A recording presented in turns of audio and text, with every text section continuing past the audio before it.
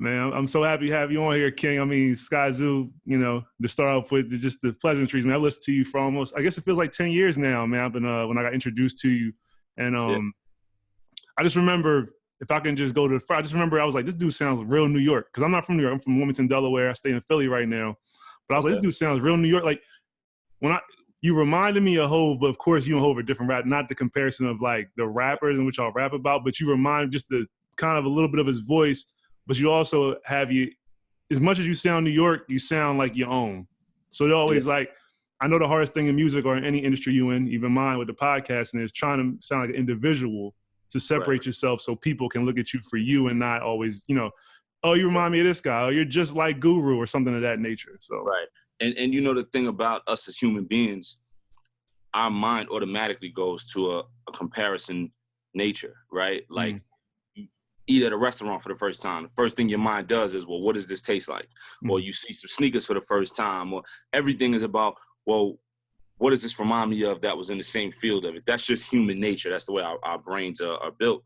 So yeah, absolutely. I mean, we all get compared to people, and you know, I've been getting the Jay thing for forever, but if you're gonna get the Jay thing the way I've been getting it is great. It's never been, yo, you sound like you're trying to be Jay-Z. It's always been, yo, he's the first person I could hear that could take that baton and run since Son. You know what I'm saying? Like, I always kind of got that. People was always like, yo, he sound like he really got what it takes to take that baton and carry that legacy a certain way, or carry that mystique, or just carry that kind of tradition, for lack of a better term, in that way. Like, I always got it like that. A lot of people was getting the wannabe and, you know, sounding like something. Like, I never really got that. I got, yo, he sound like he got what it take to do that in his own way. Yeah, I mean, nobody wants to get the Harold Miner tag. Nobody wants to be like, they call you next MJ, you can't carry it right, which is also, it's an unfair thing to put on your head too. Let's just be fair. Like,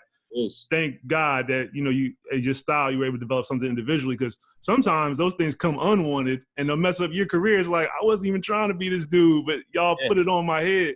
And I think sometimes, too, people get something like that. And, you know, not even just about Jay, but any rapper or any singer or whatever it is, sometimes you get that and you hear it so much, you start to try to become that. And that could take you down, too. So it's just so many ways that the thing goes. But for me, with my music, I always just wanted to make music the way I wanted to make it, you know? And I feel like the things that I do, there's things musically that I do that he probably wouldn't do, and vice versa. You know what I'm saying? So, like the type of records and concepts and things like that, where I may go this way and another artist wouldn't, whether it's him or somebody else. And that's what makes all of us individuals, you know what I mean? And I pride myself on that.